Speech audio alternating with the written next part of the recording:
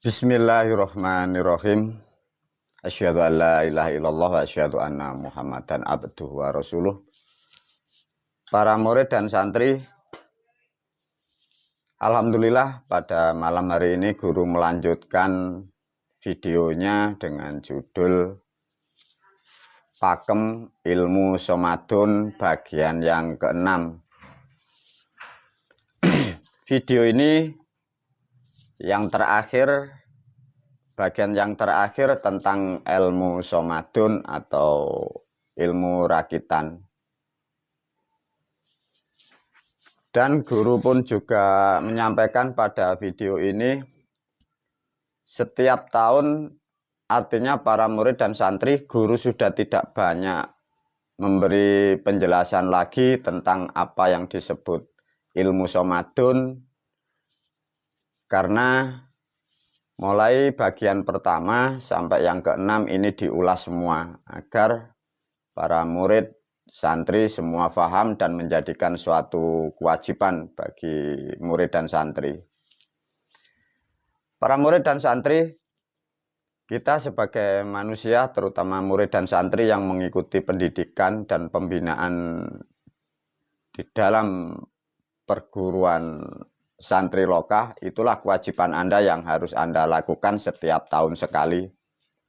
Di situ paling tidak minimal para murid ada 4-5 ilmu yang harus dimiliki. Itu belum nanti santri yang sepuh berderet-deret ilmu yang harus dimiliki dan harus diasah setiap tahun sekali. Melalui video ini guru akan mengulas lebih detail sehingga para murid dan santri sangat paham apa yang dilakukan, sehingga mendapatkan ilmu itu mengerti, sadar, dan sebagai kebutuhan sekaligus juga menjadi kewajiban bagi para murid dan santri. Para murid dan santri, tolong dipahami ya, ilmu yang aku ajarkan kepada kalian semua itu bukanlah kewajiban ya. Itu adalah kebutuhan bagi kalian sebagai manusia. Mengapa kok dikatakan kebutuhan, guru? Karena dengan ilmu itulah kehidupanmu akan berubah lebih baik, keluargamu akan menjadi lebih bahagia, ekonomimu pun akan berkembang lebih baik. Namun untuk merubah kehidupan, kembali lagi guru menyarankan sangat sulitnya merubah kodrat manusia, sehingga guru banyak hal yang harus disiapkan untuk merubah para murid dan santri. Karena kita sudah diterangkan oleh guru, manusia sejak begitu dilahirkan sudah diplot oleh alam.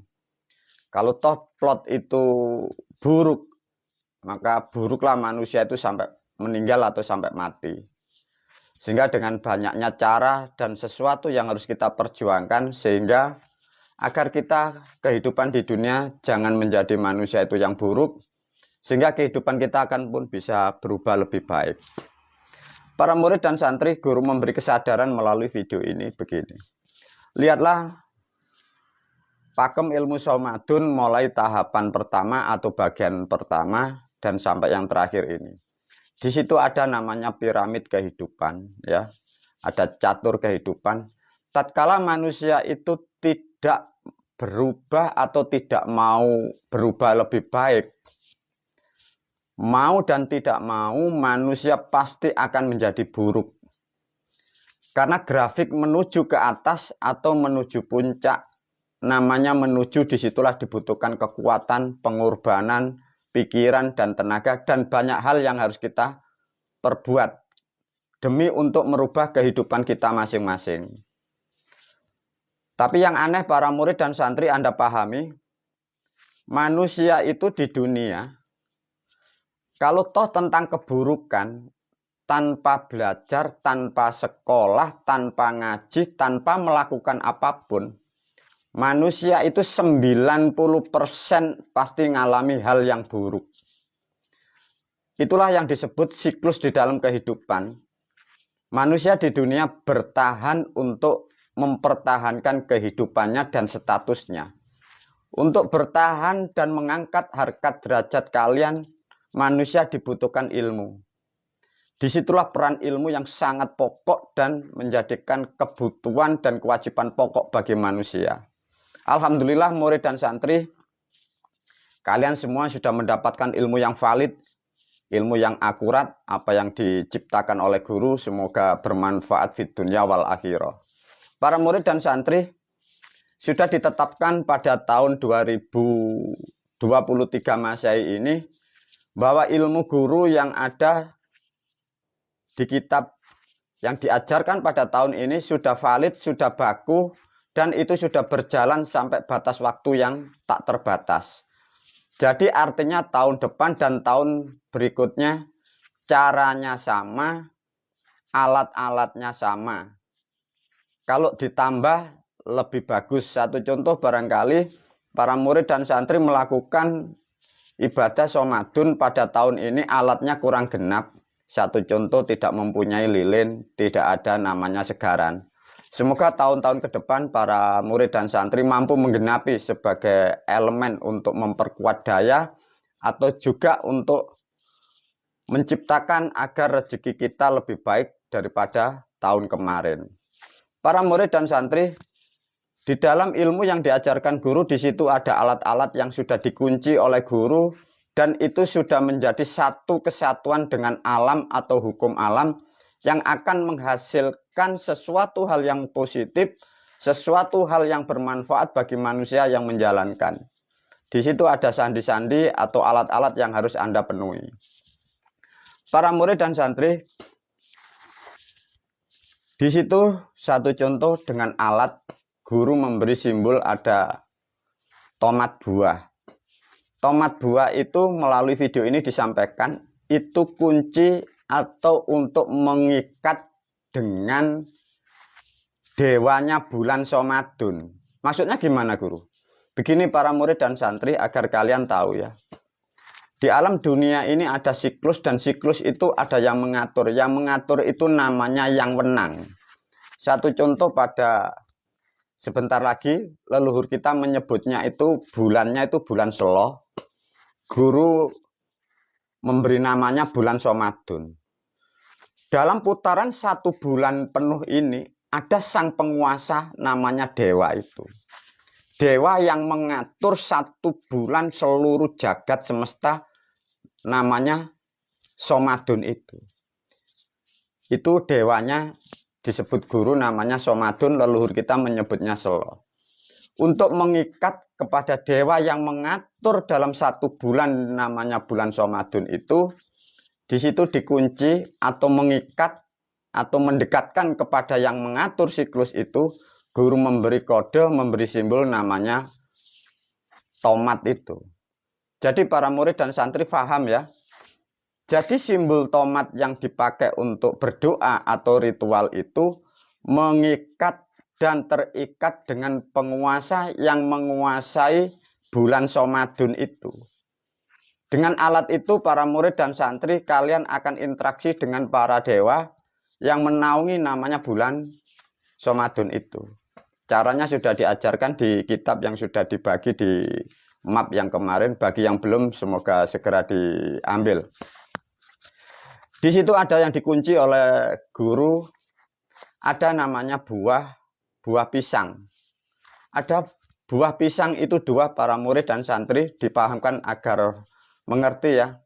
Mengapa guru membuat cara seperti itu? Satu ada untuk pembuka sebagai sahur puasanya. Ada di situ pisang itu pisang hijau. Kalau orang-orang leluhur kita dulu namanya pisang hijau. Namun di era sekarang untuk mencari pisang hijau pun juga tidak mudah. Sekarang yang ada namanya pisang Ambon. Sama, yang penting warnanya hijau dipakai. Itu untuk sahur dimakan ya, boleh itu. Terus ditambahi, digenapi dengan namanya pisang leluhur kita dari Jawa dulu menyebutnya namanya pisang sobo. Nah ini yang harus dipahami karena bahasa berubah sehingga manusia di era sekarang tidak paham. Guru mewajibkan sebagai syarat untuk berpuasa besok. Satu contoh sahur besok maghrib, puasanya sampai maghrib. Sahur seperti biasanya. Para murid dan santri sebelum makan pisang yang diajarkan guru, boleh para murid dan santri makan nasi secukupnya, jangan terlalu banyak. Ikan lauk apapun boleh, yang bagus di situ daging. Jadi makan secukupnya, pakai daging, pakai kuah boleh. Baru ditutup atau dimulai maghrib itu satu dengan pisang hijau atau pisang Ambon itu satu, itu dimakan, dihabiskan. Lalu makan di situ pisang sobo 2 biji yang terikat menjadi satu. Leluhur kita dulu menyebutnya namanya satu supit, ya. Sekarang para murid dan santri juga pemirsa mungkin menyebutnya itu sekarang pisang kepok, ya. Leluhur kita dulu menyebutnya atau nama yang pakem itu namanya pisang sobo. Itu ada sejarahnya. Sedikit guru mengulas sejarah tentang pisang sobo. Para murid dan santri dipahami, ya. Tidak banyak atau sangat sedikit manusia mengerti sejarahnya manusia dibuat, ya. Jadi sejarah manusia dibuat pertama alatnya itu dari apa, bahannya dari apa, dewanya berapa dewa. Itu membuat manusia pertama di situ. Maka di situ ada sejarah sampai disebutlah pisang itu pisang sobo. Dan sejarah di Jawa, manusia itu dibesarkan masa lampau jutaan tahun. Itu dibesarkan dari pisang sobo itu, sehingga mengembang jadi manusia seperti kita, menjadi generasi sekarang begini. Itu ada sejarahnya para murid dan santri, ya. Artinya manusia itu bila lupa sejarahnya, manusia itu hidupnya tidak terarah. Mudah gelisah, mudah sakit, dan kehidupan tatkala sudah meninggal dunia, dia tidak akan pernah bisa kembali kepada asalnya. Karena lupa dari sejarahnya. Nah, sejarah ada sejarah bangsa, ada sejarah keturunan, dan ada sejarah kejadian. Ini yang harus dipahami, ya manusia.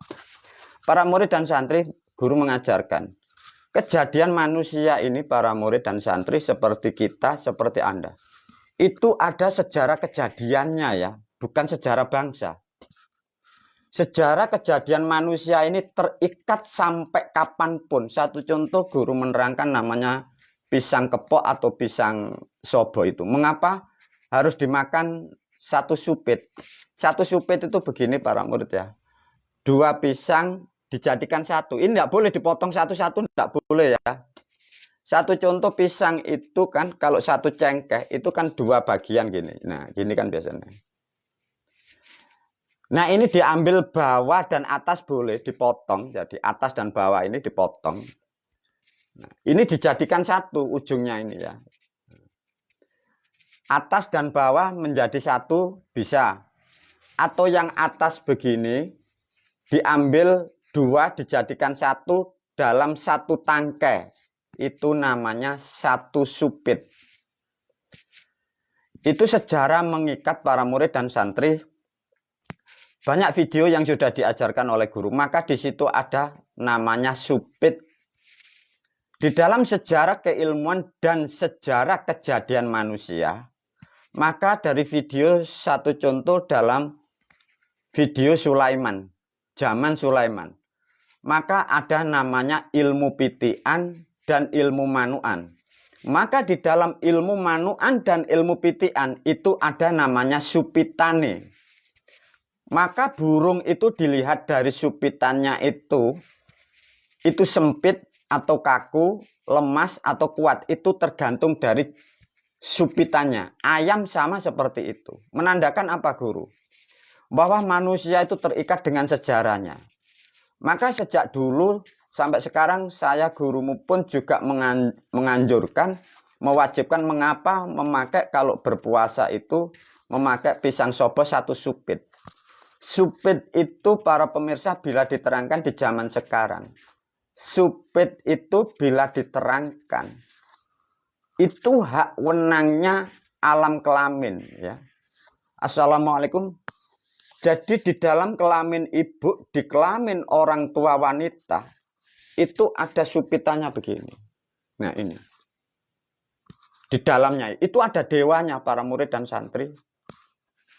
Tatkala manusia melakukan ritual atau spiritual mengikat sejarah kejadiannya, manusia itu makan pisang sobo yang satu supit. Artinya manusia yang menjalankan itu minta dan berharap dari ridho orang tua wanita seluruh dunia. Maknanya begitu.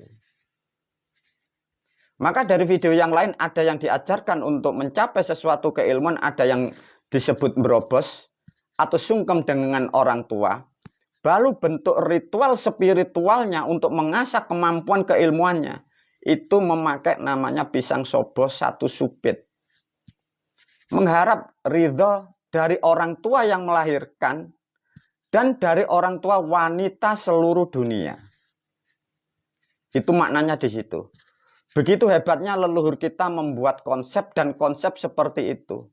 Lantas kira-kira bagaimana para murid dan santri? Coba ilustrasikan ya. Guru membuat ilustrasi seperti begini. Anggap di sini ini kelamin seorang wanita, kelamin seorang ibu, manusia kita dilahirkan, turun ke dunia. Dewa yang di sini meridhoi, merestui sebagai manusia, kalian mengingat sejarah kejadianmu. Kira-kira kehidupanmu di dunia gimana? Tatkala manusia mengikuti sistem ini, tatkala di sini ada namanya supit, tatkala dari dewa namanya bulan Somadun diwakili dengan simbol pisang sobo satu supit, tatkala manusia di dunia tidak akan pernah mendapat kesempitan dalam hidupnya. Dipahami ya para murid dan santri. Siapapun bangsa manusia, bukan hanya dari orang Jawa, seluruh bangsa manusia, tatkala melakukan hal seperti itu, dan dia diridhoi oleh Sang Maha Penguasa yang menaungi di dalam kelamin seorang wanita, manusia itu di dunia tidak akan pernah mendapatkan kesempitan dalam pikirannya. Sehingga pikirannya dilapangkan, hatinya diluaskan, ekonominya dilapangkan. Karena tidak terhimpit oleh sesuatu yang di dunia itu. Begitu hebatnya, begitu bermanfaatnya ilmu seperti ini para murid dan santri, maka guru melalui video ini semoga Anda tahu, sangat paham. Lantas kalau sudah makan maghrib disebut berbuka, maka di video yang lain sudah diterangkan, siapkan setelah ritual nanti, siapkan alat-alat yang seperti diajarkan guru melalui lempiran yang sudah dibagi.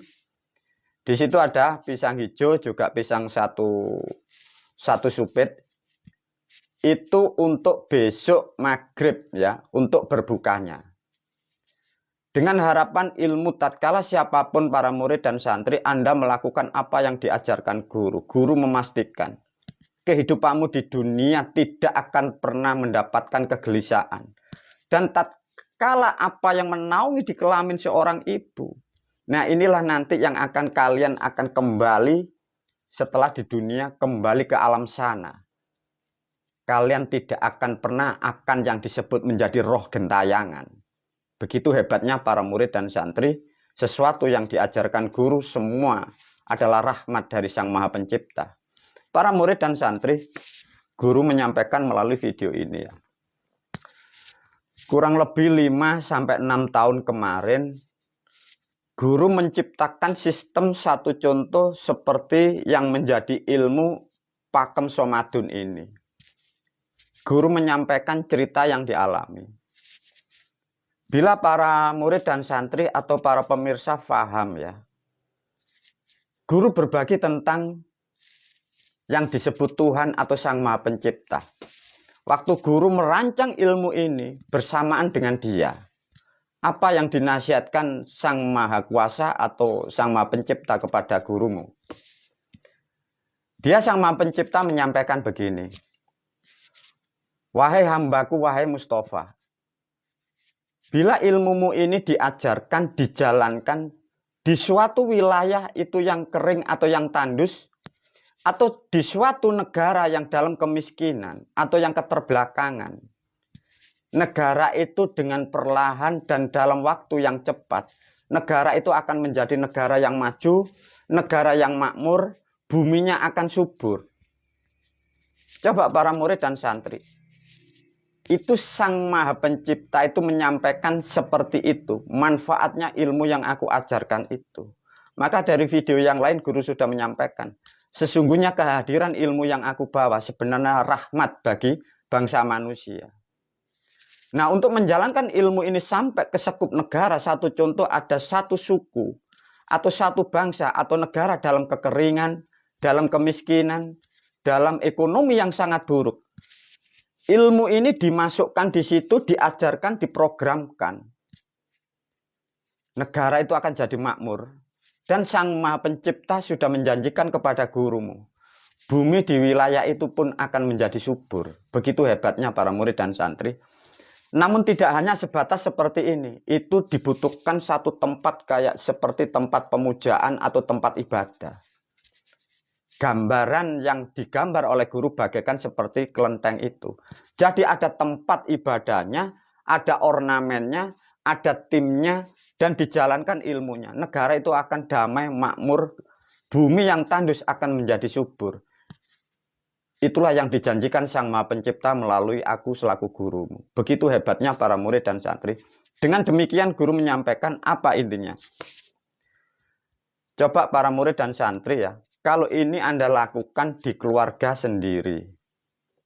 Kalau tidak percaya, berapa murid, berapa santri yang kalian sekarang mendapatkan keberkahan dari kehidupanmu. Tapi banyak murid dan santri yang melepaskan ilmu seperti ini. Lihatlah orang-orang di sana. Dia pun dalam kerugian. Kehidupannya lebih buruk daripada tahun-tahun kemarin. Artinya apa? Coba barangkali Anda bisa merasionalkan. Coba satu lingkungan ada beberapa orang melakukan begini. Dan dilakukan banyak dari manusia ini. Lingkunganmu akan menjadi subur. Lingkunganmu akan menjadi kedamaian. Dan ekonomi di kampung itu akan berkembang baik. Kekurangan sedikit para murid dan santri melalui video ini guru berpesan. Sebagian ilmu sudah Anda lakukan sangat tepat dan baik. Tinggal ornamen-ornamen, simbol-simbol untuk mengikat dengan leluhur, penuhi dan genapi. Dan ornamen-ornamen yang masih kurang bagus, carilah ornamen yang bagus. Barangkali tempat ibadah yang belum berlogam, penuhi dengan logamnya. Guru memastikan keluargamu akan menjadi keluarga yang bahagia, kehidupanmu di dunia akan mendapat kemuliaan, dan kalian tatkala setelah di dunia, guru pun memastikan tatkala ilmu guru kau jalankan, kalian tidak akan pernah menjadi roh gentayangan. Karena apa? Sebenarnya aku sangat paham dan sangat tahu tentang kehidupan di dunia sampai di alam yang tak terbatas di sana. Itulah para murid dan santri.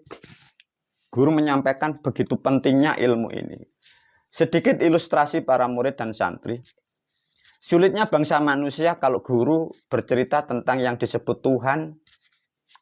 Andai kata gambaran seperti begini para murid dan santri. Guru ini kok sering bercerita tentang Bapak Tuhan, Bapak Tuhan. Yang disebut Tuhan itu bagaimana? Guru memberi ilustrasi sedikit ya. Satu contoh begini para pemirsa ya. Bahasa manusia tatkala menyebut Tuhan itu sebenarnya apa ya? Guru hanya mewakili ya.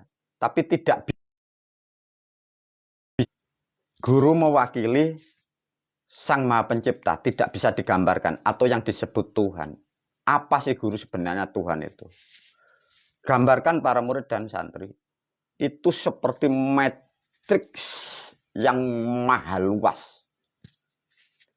Jadi seperti kayak jaringan yang maha luas. Yang saling terhubung dan terikat yang satu dengan yang lain. Atas dan bawah, kanan dan kiri, yang kecil, yang besar, yang putih, yang hitam. Manusia dengan hewan, hewan dengan manusia, manusia dengan tumbuhan, tumbuhan dengan bumi, bumi dengan unsur-unsurnya, kayak rangkaian yang mahakarya begitu. Nah, itulah yang disebut kemungkinan bagi bangsa manusia, itulah Tuhan. Sesungguhnya dia tidak berkata-kata para pemirsa. Tapi dia maha mengerti. Yang dimaksud maha mengerti bagaimana? Ini saya terangkan sedikit ya bagi bangsa manusia ya, kalian para pemirsa, agar tidak terobsesi tentang Tuhan. Kayak seperti jaringan yang maha luas, maha mengetahui, maha mengatur. tapi tidak berkata-kata dia. Tatkala ada makhluk yang terpilih mendekati dia, dia mau menyampaikan apa yang dimaksud dari sistemnya. Makhluknya ini yang menangkap sesuatu visualnya.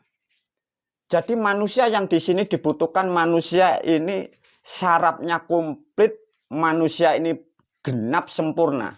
Sehingga tatkala menyatu atau mendekat, menangkap sesuatu apa yang dimaksud Sang Maha Pencipta, ini connect, ini yang menerangkan.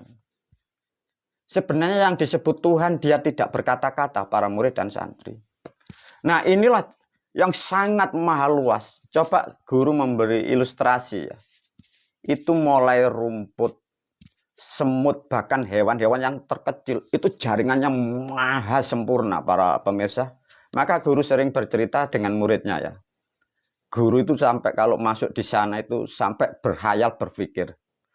Begitu hebatnya, mengapa kok bisa begitu, dari mana? Jaringan seperti itu. Nah, itulah kadang guru menyebutnya sebagai Bapak Tuhan itu. Nah, dari sistem ini maka guru bisa menggambarkan. Mungkin inilah bagi yang manusia dikatakan Tuhan, tapi manusia tidak mampu untuk mencari. Nah, dari sistem yang maha karya, maha mengatur, maha mengetahui, dan maha segala, ini membentuk karakter perwujudan dari kemampuan kekuasaannya Sang Maha itu, membentuk sosok, itulah yang disebut para dewa itu. Nah, para dewa inilah yang disebut yang wenang, ya, dipahami para pemirsa ya. Jadi para dewa ini disebut yang wenang, yang baru mengatur dari sistem itu. Jadi sistem yang maha kuasa ini ditangkap atau menyatu kepada makhluknya yang disebut dewa atau para dewa ini. Nah, para dewa ini yang wenang baru mengatur sistemnya ini. Mengatur mulai galaksi, iklim, sistem semua sampai apa-apa yang ada di bumi, yang di dalamnya, dari air, dari gunung, dari matahari, planet-planet, itu ada namanya wenang. Sedikit gambaran para pemirsa. Maka tatkala manusia itu berhayal atau manusia itu menyembah kepada Tuhan, sesungguhnya manusia itu terpelosok. Mengapa, guru? Tuhan itu tidak butuh disembah, para pemirsa. Tuhan itu untuk diketahui dan mengerti. Tapi kalau jaringannya seperti itu, maka tak satu pun makhluk di seluruh dunia yang bisa ke sana, kecuali Sang yang terutus itu. Selain itu tidak ada. Sejak dunia dicipta, ya yang pertama itu yang sampai sekarang itu yang bisa di sana dan yang bisa dipercaya cuman itu. Dan yang satu itu mewakili dari ribuan bahkan jutaan dewa dan miliaran bagi bangsa manusia. Itulah yang disebut, mungkin para pemirsa biar tidak terobsesi tentang Tuhan. Bahasa yang paling mudah mungkin Tuhan itulah yang disebut maha ilmu. Maha yang sangat maha. Tapi itu tersistem ya, dipahami. Tersistem yang terikat dari miliaran galaksi. Nah, itu nanti turun terangkai sampai hanya berapa galaksi, turun sampai beberapa rotasi, sampai hanya mengatur di bumi, matahari, dan bulan. Itu sekupnya begitu, para pemirsa, agar kalian bisa mengilustrasikan meskipun tidak mampu. Semoga video ini Anda sebagai bangsa manusia biar tidak berhayal tentang Tuhan dan jangan sampai Anda didogma dari manusia yang lain, kalian ditakut-takuti atas nama Tuhan sehingga kehidupanmu susah, kehidupanmu di dunia selalu ketakutan dan ketakutan. Lantas bagaimana, guru, tentang kata nyembah? Sesungguhnya menyembah itu bukan seperti yang digambarkan para pemirsa. Yang disebut menyembah itu adalah patuh ya para pemirsa. Satu contoh, Anda menyembah dengan orang tua. Patuh dengan aturannya, itulah yang disebut nyembah.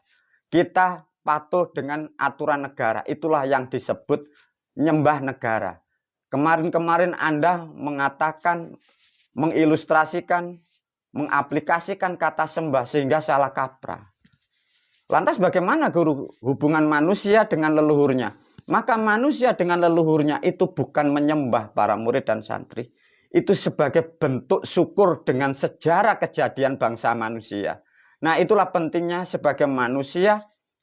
Dan manusia itu mengapa wajib bersyukur? Karena Anda bangsa manusia.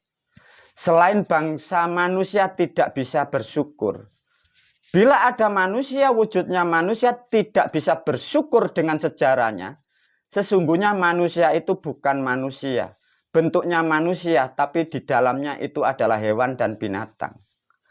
Bila ada ajaran atau agama yang melarang seperti itu dan mengharamkan bentuk-bentuk syukur itu, sebenarnya itu bukan ajaran Tuhan, itulah ajaran-ajaran bangsa yang tidak bisa disebut sebagai bangsa manusia.